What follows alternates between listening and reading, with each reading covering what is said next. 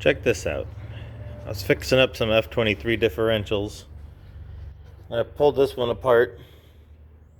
The spider gears have about eaten their way halfway through this cross shaft. Probably came out of one of the junkyard transmissions I bought, because if that was in a car, I'm sure I would have heard that rattling pulling it into the shop. See what it looks like next to a good shaft.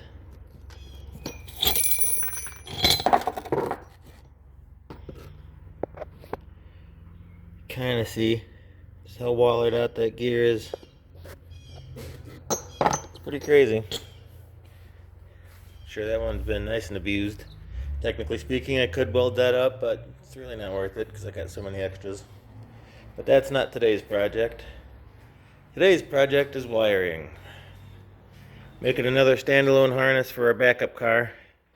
I made the harnesses in both Alex's car and mine, and we both run manuals and we run aftermarket gauges, so I stripped those harnesses down to hardly anything. It's just the engine side pretty much.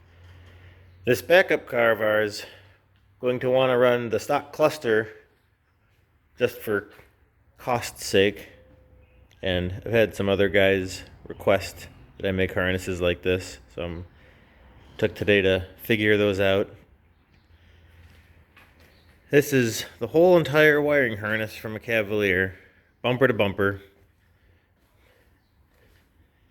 and I will probably eliminate about 3/4 of it, I'd say.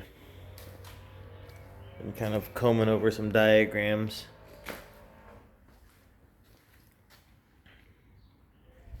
Figuring out what I need to keep and what can go.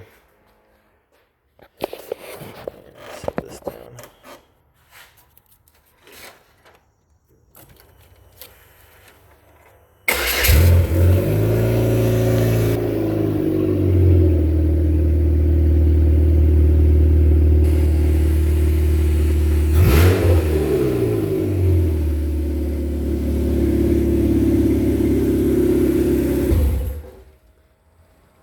And it works.